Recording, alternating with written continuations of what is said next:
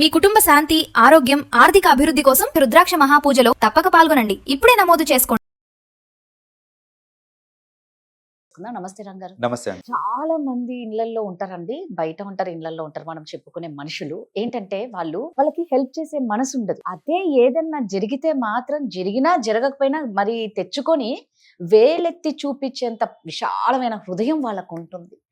నిజంగా నువ్వు వేలెత్తి చూపించేటప్పుడు నీకు సహాయం చేయాలన్న మనసు నీకెందుకు రాదు?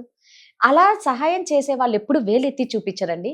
వేలెత్తి చూపించే వాళ్ళు ఎప్పటికీ సహాయం చెయ్యరు. కరెక్ట్. సో ఇలాంటి పీపుల్స్ తో ఎలా ఉండాలి? ఫస్ట్ ఆఫ్ ఆల్ వీళ్ళకి ఎందుకు అలాంటి ఆలోచనలు, ఎప్పుడు అలాంటి దుర్బుద్ధి ఎందుకు ఉంటుంది? లైఫ్ లో నేను ఒక పై స్థాయిలో ఉండాలి అని అనుకుంటే దానికి 2 మార్గాలు ఉన్నాయండి.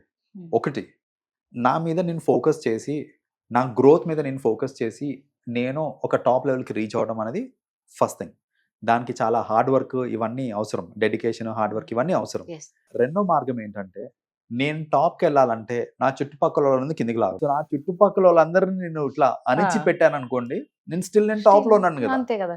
ఇది ఈజీ. కాబట్టి జనాలు ఏంటంటే, ఏం చేద్దాం అనుకున్నా, మంచి ఏదన్నా స్టార్ట్ చేద్దాం అనుకున్నా కూడా విమర్శించడానికి ఫస్ట్ ఉంటారు వాళ్ళు. ఇది వర్కౌట్ కాదు, నీకేమైనా సెన్స్ ఉండి చేస్తున్నావు నువ్వు ఈ పని, ఇట్లాంటివి స్టార్ట్ చేస్తుంటారు. Criticism start Yes. చేస్తుంటారు వాళ్ళు.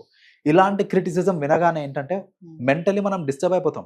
అరే ఏంటి, ఇది వర్కౌట్ కాదా, నిజంగానే ఇలా అంటున్నారు ఏంటి, ఇంతమంది చెప్తున్నారు, నేను ఒక్కనే కాదు ఇంతమంది చెప్తున్నారు, సో నేను మళ్ళీ ఒకసారి థింక్ చేయాలి దీని గురించి, లేకపోతే నేను చేయకూడదు అని వెనక్కి వచ్చేస్తూ ఉంటారు చాలా మంది. విమర్శించే వాళ్ళు అసలు ఎందుకు విమర్శిస్తున్నారు? ది ఫస్ట్ రీజన్ ఏంటంటే, వాళ్ళకి ఆన్ టాప్ ఉండడం ఇష్టం. అండ్ ది ఈజియెస్ట్ వే, అంటే ఆ కమాండింగ్ పొజిషన్లో ఉండడానికి ది ఈజియెస్ట్ అప్రోచ్ ఏంటిది అని అంటే, మిగతా వాళ్ళని ఎదగనేయకుండా ఆపడం. అండ్ ఎదగకుండా ఆపడానికి విమర్శించడం వేసి బెస్ట్ థింగ్ టు డూ అనమాట. లైక్ అలా చేస్తూ ఉంటారు చాలా మంది. So that is one reason. Second reason ఏంటంటే, వాళ్ళ తప్పుల్ని వాళ్ళు కప్పిపుచ్చుకోవడానికి అవతల వాళ్ళ తప్పు మీద ఫోకస్ చేస్తూ ఉంటారు అనమాట. ఇప్పుడు నాకు ఎన్నో డిఫెక్ట్స్ ఉండొచ్చు, లైక్ పర్సనలీ కావచ్చు, ప్రొఫెషనలీ కావచ్చు. నాకు నా డిఫెక్ట్స్ ఏంటో నాకు తెలుసు. ఇప్పుడు దాని మీద ఫోకస్ చేస్తూ ఉన్నాను అనుకో, అరే నాకు ఇవి డిఫెక్ట్స్ ఉన్నాయి, ఇన్ని డిఫెక్ట్స్ ఉన్నాయి అని అంటే నాకు నా కాన్ఫిడెన్స్ పోతూ ఉంటుంది. నేనేంటంటే, మన బ్రెయిన్ ఏం చేస్తుంది అంటే అలాంటి కేసెస్లో నా మీద నేను ఫోకస్ చేయకుండా మీ తప్పుల మీద, మీ షార్ట్ ఫాల్స్ మీద నేను ఫోకస్ చేస్తూ ఉన్నాను అనుకోండి, నాకేంటంటే నా షార్ట్ ఫాల్స్ మీద నుంచి డైవర్షన్ వస్తుంది అనమాట. అప్పుడు ఏంటంటే నాకు ఆ గిల్ట్ ఫీలింగ్ అనేది ఉండదు.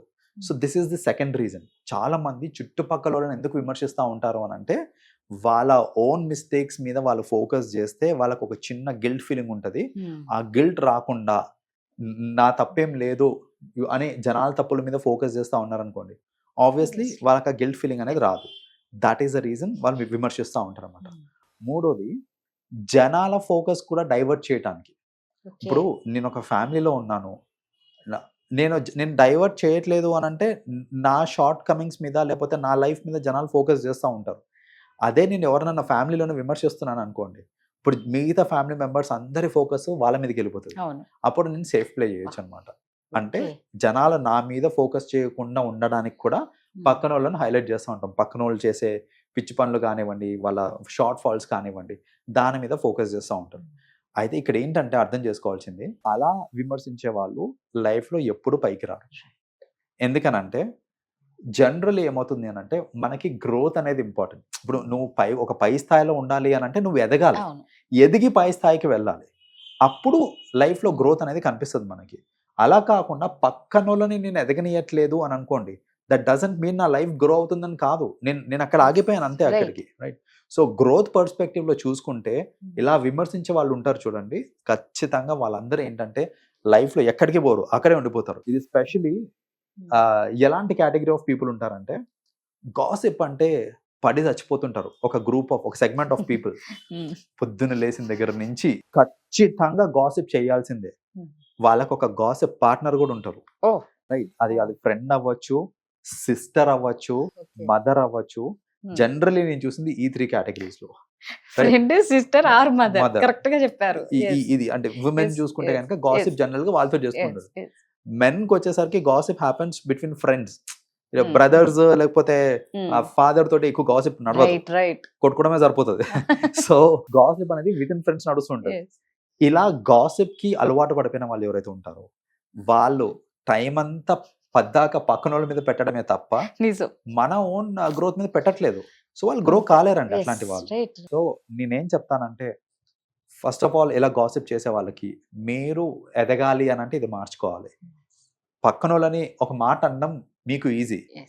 అది తీసుకోవడం పక్కన వాళ్ళకి చాలా కష్టం. Correct. ఒక్కోసారి తెలియకుండా ఎంతో డ్యామేజ్ అవుతూ ఉంటుంది అవును. వాళ్ళకి, సైకలాజికలీ అవునండి. కానివ్వండి లేకపోతే కాన్ఫిడెన్స్ వైజ్ కానీ దెబ్బతింటది వాళ్ళకి. సో గాసిప్ చేసే వాళ్ళకి నేను ఇచ్చే సూచన, ఎవరి గురించి అయితే గాసిప్ చేస్తున్నారో వాళ్ళకి నేను ఒకటే మాట చెప్తాను, మీకు నిజ నిజాలు ఏంటో తెలిసినప్పుడు జనాలు ఏమనుకుంటున్నారు Yes. అనేది మీరు పట్టించుకోవాల్సిన అవసరం లేదు. Mm. మీరు పట్టించుకోకండి, జనాలు ఏమన్నా నచ్చి మిమ్మల్ని, మీరు దానికి రియాక్ట్ అవుతున్నారు అనుకోండి ఇంకా ఎక్కువ చేస్తారు. ఇంకా ఎక్కువ చేస్తారు. బికాజ్ వాళ్ళ పర్పస్ అనేది సర్వ్ Right. అవుతుంది అక్కడ, మీ టైం వేస్ట్ అవుతుంది, మీ పీస్ ఆఫ్ మైండ్ పోతుంది అక్కడ.